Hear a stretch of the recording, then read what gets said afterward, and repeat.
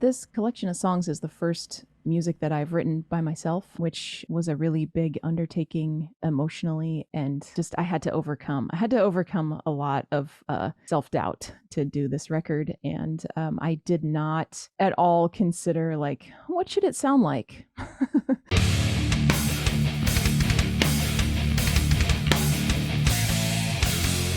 What's up, everybody? It's Keefy at GhostCultMag.com. I am so thrilled to be joined by Em Whitehurst, also known as Survival Guide. How are you doing? I'm good. How are you? I'm great. I didn't ask if I should call you Emily or Em or any Oh, of your... I prefer M. Your That works for me. non-de-plumes. I figured M is very casual, and we already Yes. feel like this already feels very friendly. So I want to keep it the vibe. Yeah, I'm into that. So, so cool to talk to you on the eve of this new record. So you have 3 releases in 2023. This blows my mind.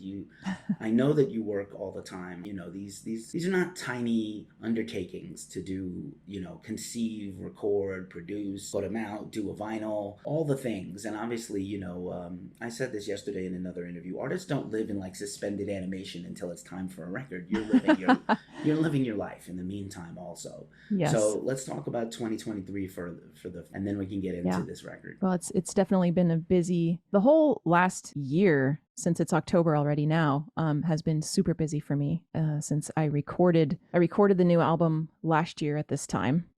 Then first thing in 2023, released 7-inch of covers with Double Helix Records, and it was 2 AFI songs and 2 Misfits songs. So it's like a split. Almost like I did my own split 7-inch with Survival Guide on both sides, but two different bands, because they just seemed to go together. And then I believe it was in March. I don't even know at this point. I lost track myself. But then I did a digital release of the rest of that album, basically. So it's a full album of covers that are themed or at least punk adjacent. Most of them requests from my patrons on Patreon. And that one came out digitally on with Double Helix as well. And it was actually the second installment, because I already had one covers album out, full of Patreon requests from last year. And then since then I've been just preparing and getting ready for Deathdreams to come out this month in October.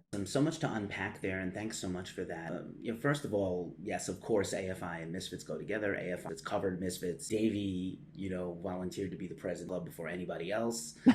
And again, is that true, or are you just saying that? I'm just speculating. Okay. Because I just followed his whole career, and just judging by what I know, and their whole Hallows. Yeah. And clearly we're both fans. I saw Bad Religion last night, so it's kind of like the holy trinity of conversations right here with historic awesome. Punk. But the covers are awesome, and I think I always love a cover, but I especially love a cover when it's reimagined and reinterpreted by another artist in their own way.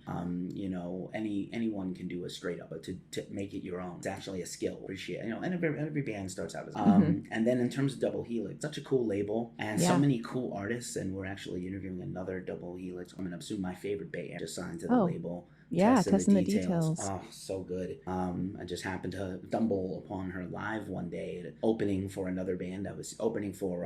Nice. Find her at other gigs in the Bay Area. So many cool things. Double Helix, it seems like a very cool partnership. Yeah, they've been super, super awesome to work with, and are definitely not only a label, but now friends. So it's really great. I often say it's not the music friendship, it's the music business. But if you can have the music friendship, that's a bonus. Yes. it's a tough time out there. So if you find a place that's supportive, it feels likable, and also yeah, for sure. So let's talk about Deathdreams. Perfectly a time, not intentionally a Halloween album, but very spooky and supernatural feeling. And there's this like ephemeral thing going through all the lyrics from what I'm imagining and hoping I got right. But let's talk about that for a second, because it seems like very prevalent for you. This is not just a clever title. Correct. Yes. So since the last group of original Survival Guide songs that I wrote, I've had a few dreams where I died, or I thought I was going to die, and that had never happened to me before until the last few years. And they all just really struck me just hard because, I mean, it's like the biggest unknown is what's it going to be like. And so it was very weird to experience in my own mind what my death would be like if it, not if it happened, when it happens. In one dream, I had to drown myself, and that was I know we're probably gonna talk about each song, but in one dream I drowned myself but came back alive. And in that dream, I just was so casual about it. Actually, in all of them, only 2 of the dreams ended up making it to the album. I had 3 of them, and there were 2 that I finished in time for this record. So, but I still felt really strongly about the theme, and I also had the cover art is the really epic looking clouds, and I took that photo myself, and that visually struck me as well. And so when I thought of the theme being these death dreams, it was like that photo, it is like a death dream to me. It's like there's this, beautiful, peachy, billowy, massive clouds in the sky, but it's also nearly black, and it's like it ranges from this really vibrant peachy cloud to this dark, super ominous death cloud. And it just all seemed to go so well together. So much to talk about there. The human condition is a mystery. Freud and Carl Jung tried to analyze dreams, and I'm sure there are dream books. I'm a very real talk because we're new friends. I'm a very pretty anxious person, and death is also like, I think we're all concerned with it. A lot of people write songs about love and happiness and and there's good, we're not saying, you seem like a pretty, well-adjusted person with a 25-year career in the music business, so you seem to be okay. But, we all go through these things. So I think it's cool. Like, it's relatable. I think it's very relatable for some energy. I hope so. That would be great. That's always what I'm hoping for, is that the things that I write are going to connect with somebody. Are you still having these dreams, or are you plateaued out now from them? I haven't had any since then, but they were spaced out pretty far. Like it wasn't like I was having them all within a month or something. They were like, I wouldn't be surprised if I had more, but no, I have not had any since then. Well, I hope they stay away. But on the other hand, they gave us the inspiration for this record, which is pretty cool. And I love that you also did the photo on cover. So you're speaking back to your muse, and you've been kind of mining this style, and I think it's evolving in a really unique way. For some people it's a retro thing, but I love how modern things feel, and it's not like contrived. It's what the song needs. So kind of a bouncy synthy part that it does. There's a very somber piano part that closes the record. So I do feel like you write for the songs, and this is my style, and every song is going to be that style. No, it seems like very personal and of the moment music.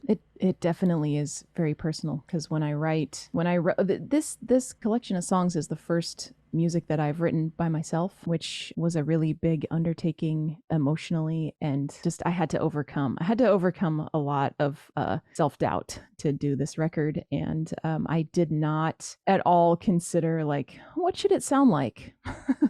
I just started writing and thought, I'm just going to start writing, and whatever I write, maybe it will be good. Maybe I will like it. I'm not going to even try to care about whether I think it's good. I'm just going to do what seems right. And thankfully, I was happy with all of it. I only wrote stuff that I liked. And then working with Bob Hogue as the producer, he made it even more awesome. And it's so much better than I could have imagined, especially before I started writing the record. I would have never imagined that I would be so happy with it. And it's all just songs that I wrote. So I wouldn't say casually is not the right word, but I wrote them with the only goal being to write a song, whether good, bad, soft or loud or anything. It just came out how it came out. So I'm pretty happy with it. Nice. The fact that you can be happy with it, you're so close to it, is I hear from many artists that's like, one artist told me they record stuff every day and they never go back sometimes. Oh, wow. Like, there's occasionally a keeper,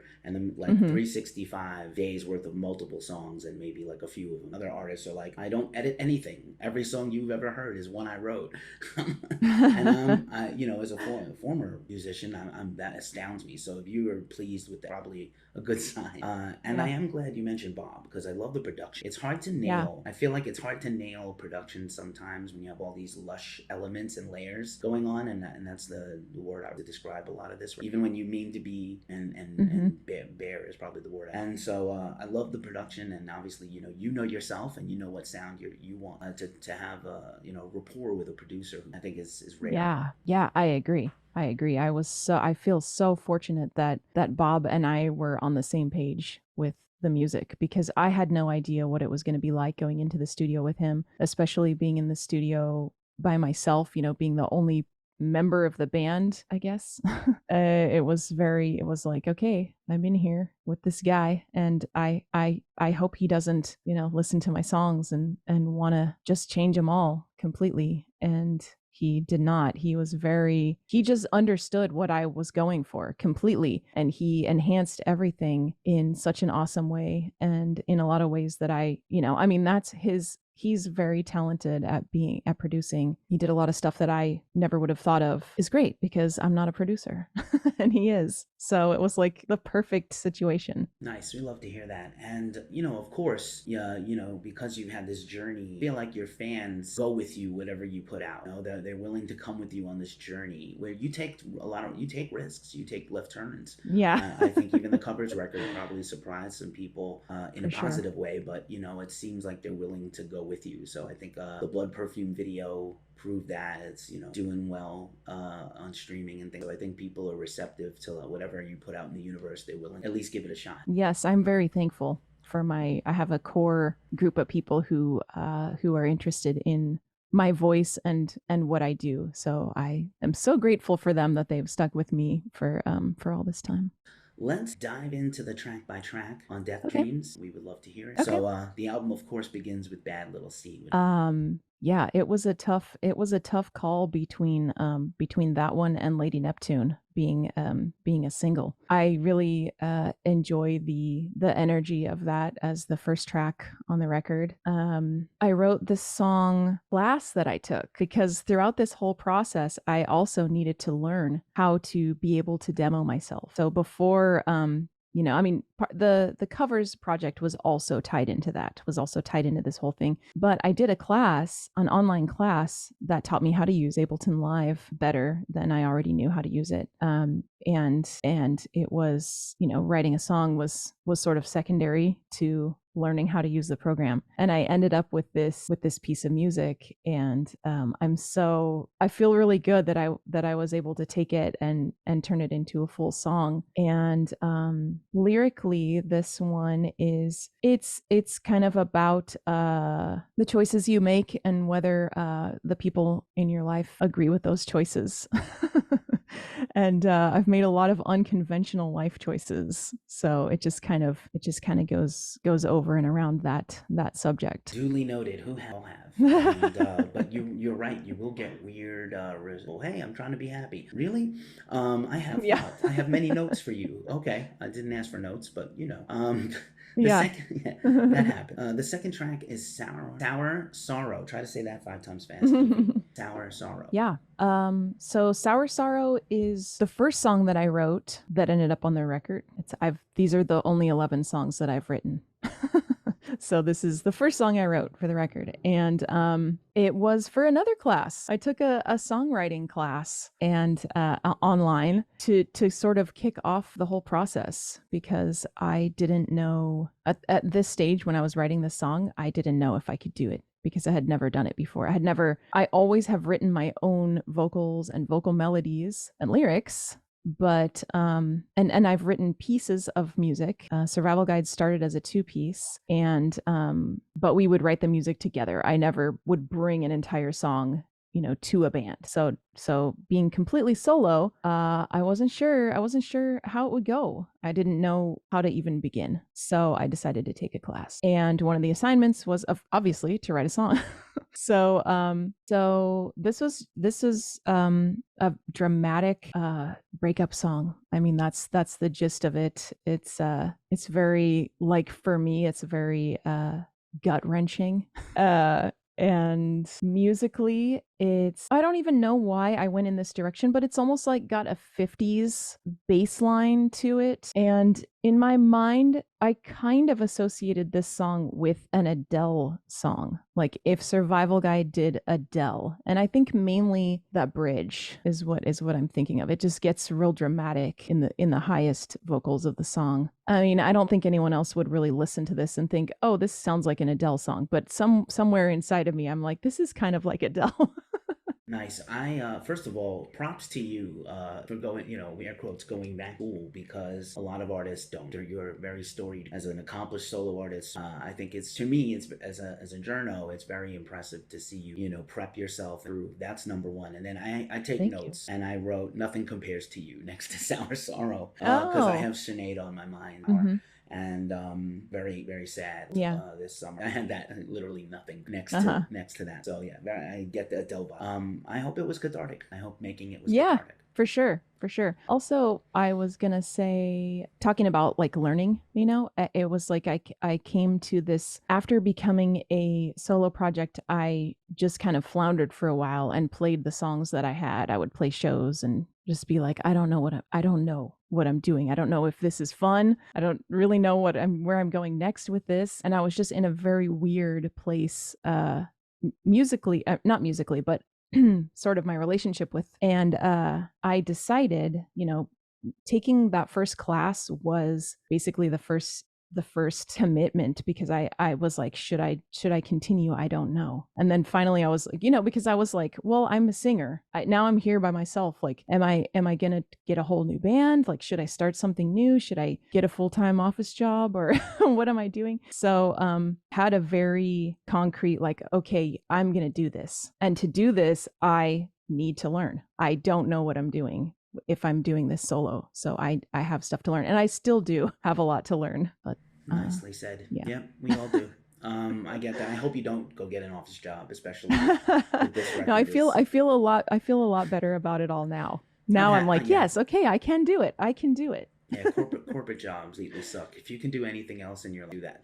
Do not do a corporate job. 10 of 10, do not. Okay. I'm note to self. Yes, please. The whole world, everyone watching, please. The next track is Pie. So Pie, musically, this was one of the songs that when I brought it to the studio, it was very bare bones. I had the whole thing written lyrically, and vocals were written. There was just a few little pieces to the song, so it was very bare. It was like it is now, except there were no strings, there was no harp, there were no mellotron flutes, and all of the amazing instrumentation that Bob added to this song really filled it out and turned it into what it is. Because when I brought it into the studio, I thought it was kind of like Sylvan Esso song. Do you know them? Yeah. So it was almost like this just sort of clicky beat, this weird beat, and these strange noises. And I really didn't know what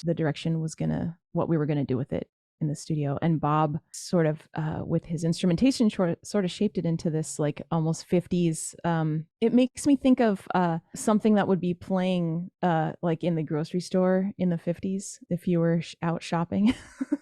Musically, there's just something about it that's almost like elevator music. 50s or 60s, I'm not totally sure which era I'm hearing in my mind, but lyrically it's kind of a wish to protect younger women from some of the things that they're going to have to go through just in life. And it also was, I don't have a younger sister, but I was feeling these like older sister sort of vibes, and I've never really written a song like that since I don't have a younger sister.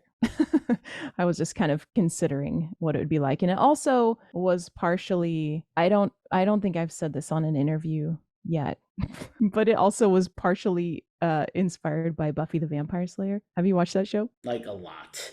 Oh yeah? Yeah. So it's kind of like, I enjoy in my lyrics sort of tying in multiple similar themes sometimes. So I was, in reality, like singing about wanting to protect from experiences that I've had, but also I I colored the song with some things about the relationship of Buffy and Dawn, and just like what it was like for her. Like, I kind of was visualizing that and thinking about how, you know, she was always constantly trying to protect Dawn, and Dawn just hated it, but it was because she loved her, you know. That's the older sister, younger side we were Yes. talking about. M looking out for the whole world of woman there. And fun fact about me, Sarah Michelle Gellar went to my high school and dropped out, and before Oh, wow. Cruel Intentions, and became who she was. That was Yeah. fun. That's a fun fact about me. You didn't need to know, but now you do. The next well, track, we both revealed fun facts. We're sharing. We're just just now. sharing vibe today. Yes. This is great. Weekend vibe. Blood Perfume is the next track, and I mentioned it earlier. It's such a bop, and it was, you know, it's always, it's great when the single also is like, oh, it's so obvious why this is the track get exposed to before the record. So let's chat a little bit about Blood Perfume. Okay. Yeah, I'm so glad you feel that way, because we, between Bob and Double Helix and me, we had a really hard time figuring out which songs to release as singles. So Blood Perfume, it's definitely the darkest, creepiest track on the record. It's got that slow, like heavy, plodding beat that I kind of associate with 9 Inch Nails, like a softer, cleaner version, I'd say, of not so grimy as 9 Inch Nails. It's definitely prettier. It's got the sort of angel choir going on in some of the backups, and yeah, it's a dark one. The video is also very dark. The video team at Motivated Mind Group, they presented me with this treatment of doing this short horror film where I play a character. I play a serial killer, basically, and I murder somebody in it. And that's not a spoiler because it happens in the very first like moments of the video.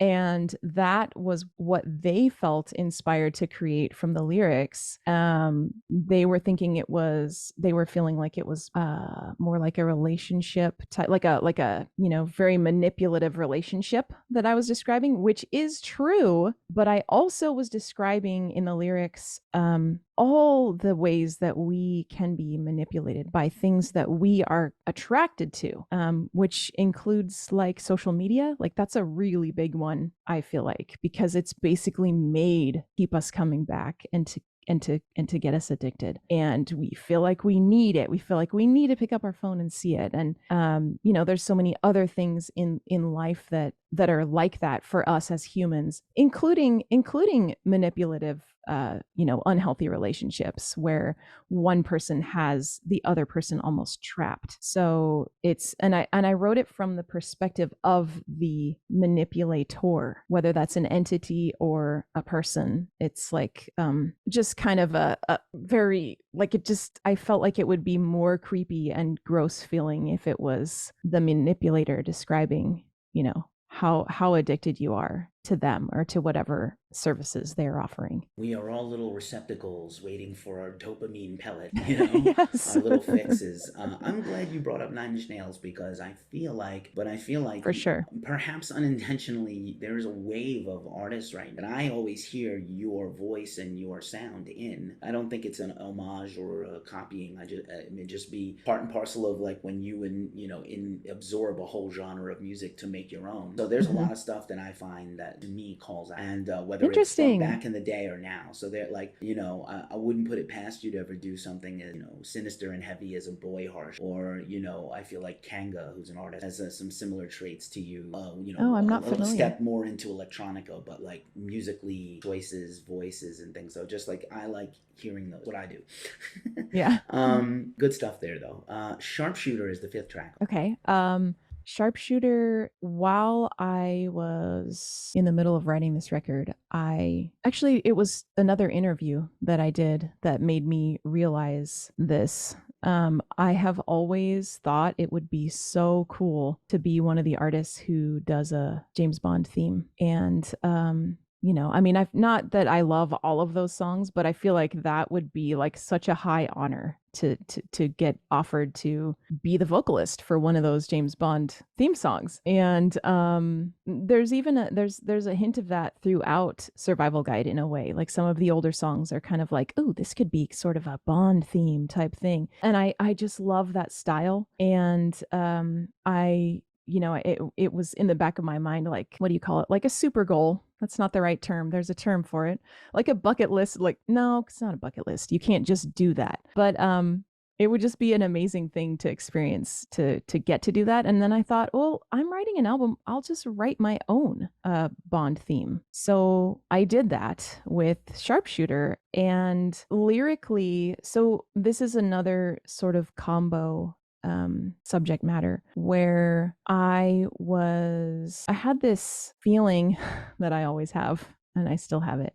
I don't know if I'll ever not have this feeling where I always have something on the table, and I some big task working towards, and I always feel like, oh, once that is over, I'm gonna relax. I'm gonna get to relax. Like, this record is a perfect example. It's gonna come out, and in my heart, I'm like, oh, I've been working so hard on this. It's such a big deal. Like, once it's out, it's gonna be just smooth sailing. Everything's going to be calm. I'm going to get to relax. And that's not going to happen. That's just not going to happen. Like, there's so much follow-up stuff to do for every goal and every project that is completed. There's more, there's another thing on top of it, whether it's like, and the thing that I'm working towards is always something different, big or small. It might be like, oh, I have a show to get ready for, and once the show's over, I'll get to relax, and it just never happens. So I was writing about that, and also at the same time I was reading the Dark Tower series. Do you know that series? Are you familiar? Indeed, I just was in Maine, and I went to the Stephen King and Dark Tower. Oh, no way! Is, like, in my top 3. So that's awesome. So awesome. This is we're becoming new best friends. That's just happening now. We're new BFFs. Okay. Yeah, I'm into it. So yeah, at the time that I was writing, I was right in the middle of, I was on like book 4 of the Dark Tower series. And so Sharpshooter is really like a mashup of my experience of like the way I just can't stop ever in life, and the same way that the lead character, the gunslinger, he's, for anyone who isn't familiar or hasn't read it, it's basically just like a long journey of someone who's on a mission and can't stop. And so it tied in so well. And then I thought, this is so great to go with my James Bond theme, because it can be sharpshooter, gunslinger. Why don't they just create a Bond movie called Sharpshooter, and it's starring the gunslinger? I don't know. So that's excellent. I have so many thoughts, but I wanted to ask, what is your favorite James Bond? Probably Goldfinger. Amazing. That's the era that I'm going for with. I mean, it's totally different from Sharpshooter, instrumentally and everything, but that's kind of the essence of what I think when I think of a Bond. Amazing. I'm going to highly recommend the recent James musical of the series. I haven't watched it. I have heard about it. I really need to watch it. They spent quite a bit of time with talks about holding that long note at the end of Goldfinger that almost killed her. Oh, wow. They were just like, hold the longest note you've ever held in your life. 1, 2, 3, go. She was like, okay, sure. That's great. It's insane. I'm very partial to, and again, like in history, like the James Bond. I love James Bond, but it's also like, they don't hold up as well. Yeah. A variety of unfortunate reasons, but I am partial to the music of that theme of You Only Live Twice. I love that string section is not the best. Yeah, I love the musical stuff. It holds up. Yeah. And yeah, I haven't even Adele earlier, so there's another tie. Yeah, I have not even seen all of the Bond movies. There's so many. And it's not like it just gets kind of old after a while. It's something, I don't even know, like it's just something about concept of the whole project, like how they have just the thing that is the Bond theme. It's just like just that is a thing that they do. It just is such a cool idea to me, and that it's been going on for so long. Yeah, shout out to Ian Fleming. The books actually still hold up. I read a few of the early ones. A little, you can read them in a day. They're so fast, and not any of the other baggage that comes along with James Bond. But anywho, what a fun sidestep there. Lady Neptune is the next track? Let's see. Lady Neptune is, as I mentioned earlier, the one about the dream, the death dream. A more detailed description of it is that I dreamt that I was in the middle of this big battle. I was on a battlefield, and I wanted to stop it, and I just knew in this dream that, you know how in dreams you like know things that you just, why do I know this? I just know that if I drown myself, I will die and I will come back with powers. I'll come back like as this sort of goddess who can stop this battle. And so that is what happened in the dream. And musically started out with the intro, the very first thing you hear in the song, that is all I had. I just had that little piece and was like, I really like this sound. I really like this progression. And it's just so 80s. I'm gonna find some really 80s drum samples and some other synths that go along with it, and put this together as sort of something with just a real 80s feel musically on the record. Right on. I love that. I love that drum sound so much. There's a video for this one too. Have you seen that video? Thank you, PR. Okay, yeah. Thank you, ReyBee PR. So this one, the video, because of the way the song sounds so 80s, that inspired the video team to create this treatment that's kind of like a 80s inspired. It's not set in the 80s because there's way too much that we would have had to figure out for it to be like legit 80s video, like a car. But it's sort of an 80s inspired sort of a Scarface type of so it's cinematic, and it was really, really fun to film. When you have a cinematic sounding album, you can kind of go in those directions when it comes to the rest of the I love that. There's so many places to expand to. This next track is definitely one of my favorites on the whole album. No punctuation, so I'm gonna just read it as words. Yep. Yeah. That's awesome that's one of your favorites. It's one of my favorites too, and I think that's because this song, more than any of the songs, was one that I felt like every piece that I wrote on it was just weird, and I was just kind of at this stage in songwriting where I was like, this is weird, but I think it goes together. And I like that it's weird. And I don't know, I feel like I keep, like, in my mind, it's a very weird song. And I feel like some people have been like, I don't think it's weird. It's like, it's just a song. And I don't know exactly. I think maybe just because I've engaged with every piece of every song, that this one is kind of like, just got weird progressions that don't really make sense if you were to write them out as actual notes. The structure of the song is weird. It's got like an intro, and then you don't really know what the chorus is. I don't know if there is a chorus to this song. There's a bridge where the drums drop out, and it's got these like weird, like almost seasick chord changes in it. I don't know. It's a strange song, and this song is about anxiety. Maybe that's why it's your favorite. Could be. Yes. Yeah, I love everything you said. I dig it. The next track. This song, Fight Me, I wrote on bass. I started it with the bass, which is the only, well, no, there are two songs that I started with bass, but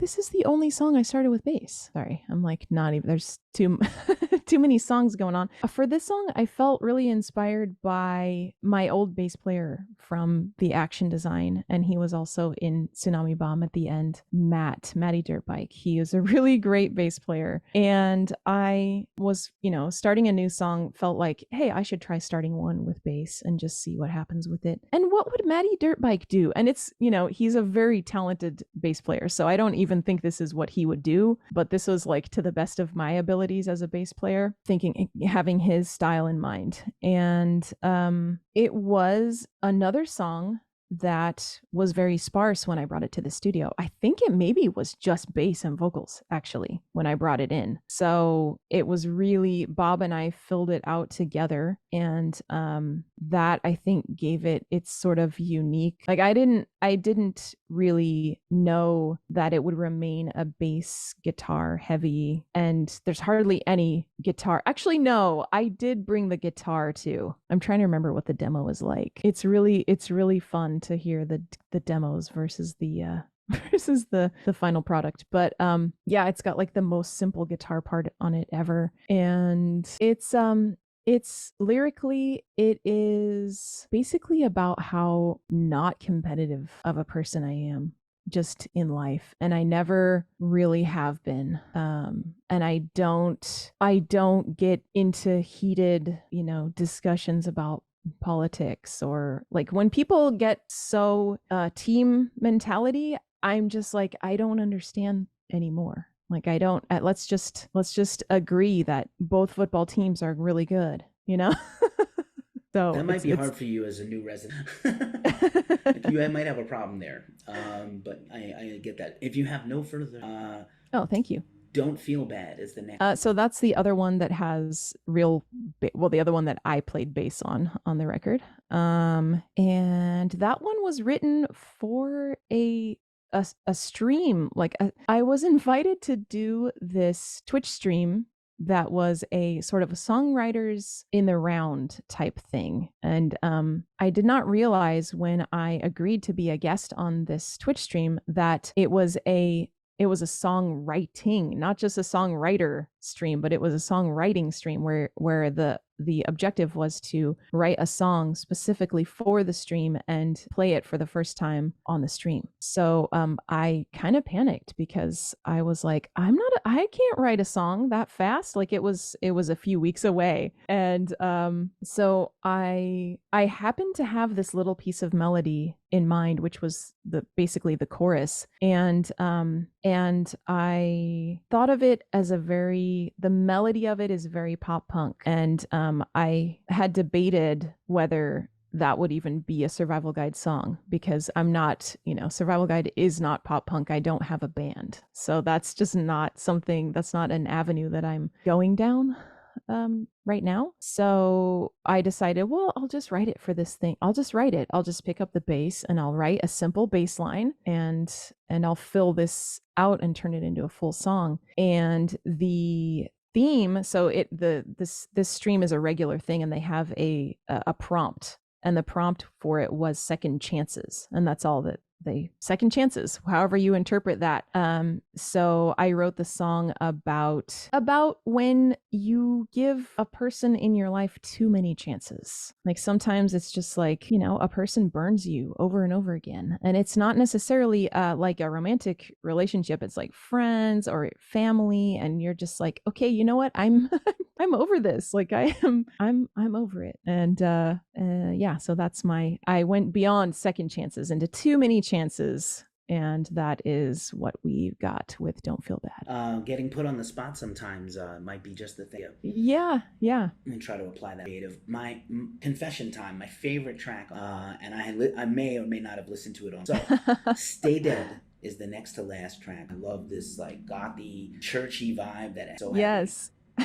heavy emotionally. Thank you. Yeah, Stay Dead was this song is really fun for me too. I wanted to create a drum beat made completely out of horror movie sound effects. So and in the studio, Bob added live drums to it, which enhanced it so much, and I love what he added to it with the live drums. But there are sections like all the verses and stuff just have my sound effects in there, and that was a really fun challenge that I randomly gave myself when I was songwriting, and turned it into this song. And it just has such a theme of like darkness and death. And even lyrically, I was picturing the chorus says I'm a statue and you're the rain, tears coming down my face but my eyes look the same. And I was really picturing like a cemetery when people have a statue on their as part of their headstone, and just the way it looks in the rain when it's like the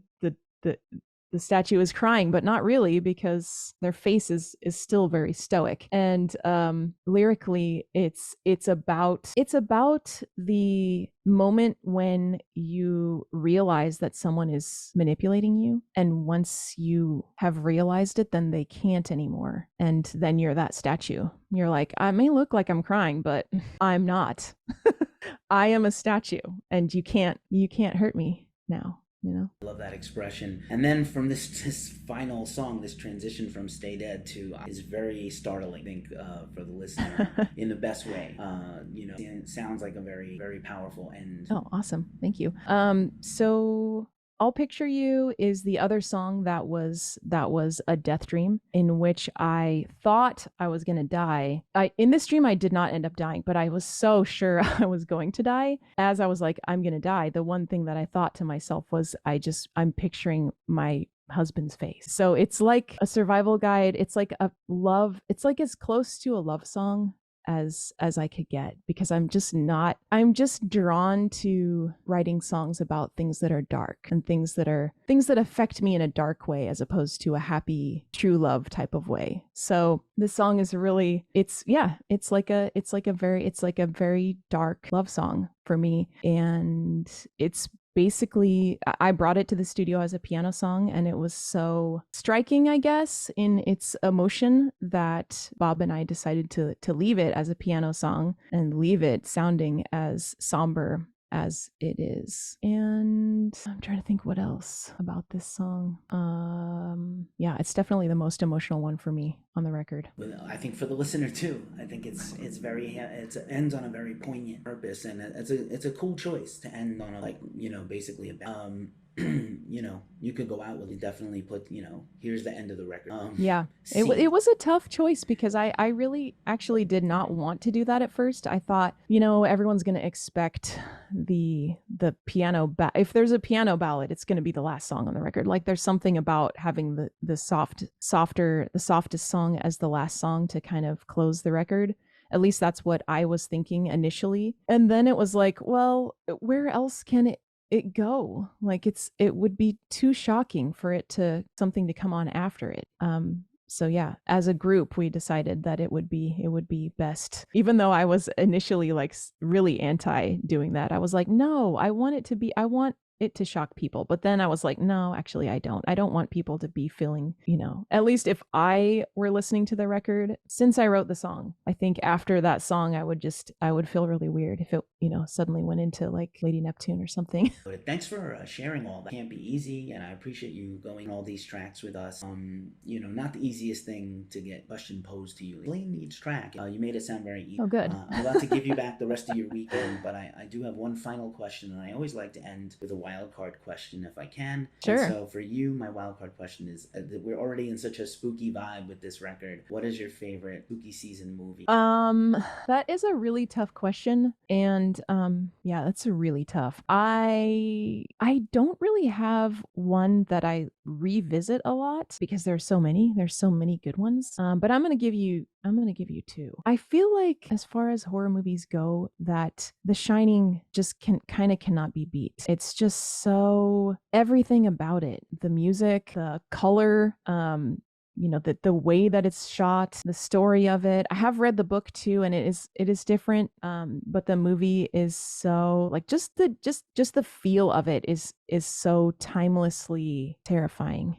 So I think that might be my number one. And the second thing I want to mention is not a movie, but I plan on watching again this year as like a Halloween day binge watch. I want to watch Midnight Mass. Did you see that? I saw it once as well, and I just really loved it, and plan on watching it again. I'm attempting to do 31 Days of Halloween this year. I don't know if it's going to work out, because I also have a record coming out that's keeping me busy. But But yeah, that is my plan this year, is to rewatch.